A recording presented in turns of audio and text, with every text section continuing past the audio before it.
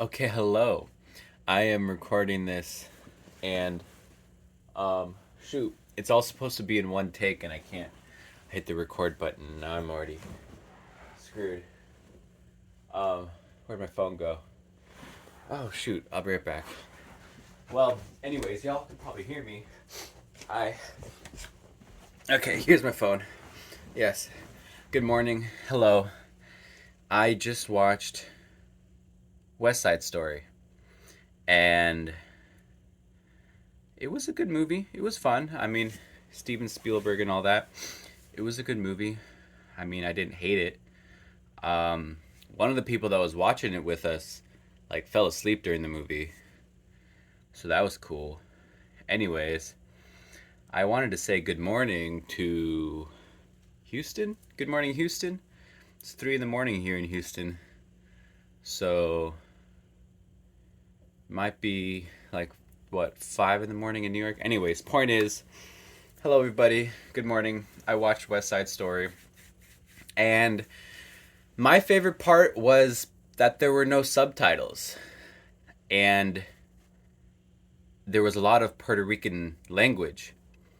And so there was like a really passionate scene where um, Maria was talking to her brother, and Maria was all like, blah, blah, blah, blah, blah. But the entire scene was in Spanish or Puerto Rican, and there were no subtitles. And so I felt like I was able to understand it, but I don't know if the whole audience was able to understand it. And all throughout the musical, they were telling people within the Puerto Rican culture to like use your English. We're practicing our English. We're practicing our English. And like there was all this nuance between like the interrogations with the lieutenant officer who would be like, you got to speak in English while I'm interrogating you, and all of this. But whenever the the Puerto Rican language was used, there were no subtitles for the American audience.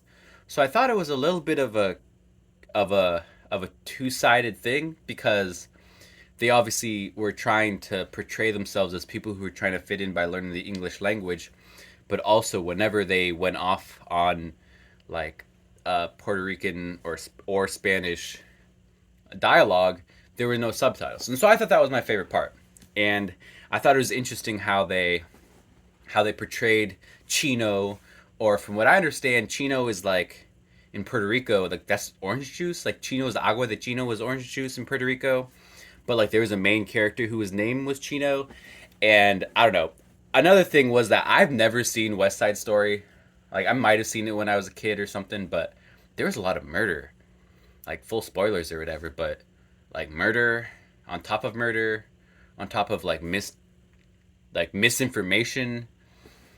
Like it was a movie. It was a whole movie. It was a good movie. There was like singing and all that. Like you could see them singing. Like you could see them moving their mouths, and like apparently Maria. Some of the people that I was watching the movie with are voice people, and they were saying that Maria had a good voice and everything. But I mean, it was a good movie. I enjoyed it. I think that if you want to see a lot of a lot of culture, I suppose, then there is some of that culture, and it also goes into some of the psychological aspects of people who don't necessarily get raised with a mom and a dad.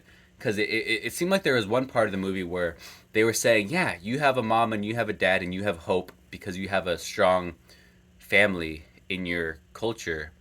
But I, on the other hand, have a crazy mom, have a crazy dad, blah blah blah blah blah. There's like a whole song about like psychological aspects for the other side of the culture, and so I thought there was a lot of nuance, it, and it didn't seem like it was laid on too thick, because obviously there's supposed to be that that conflict in order to create the story.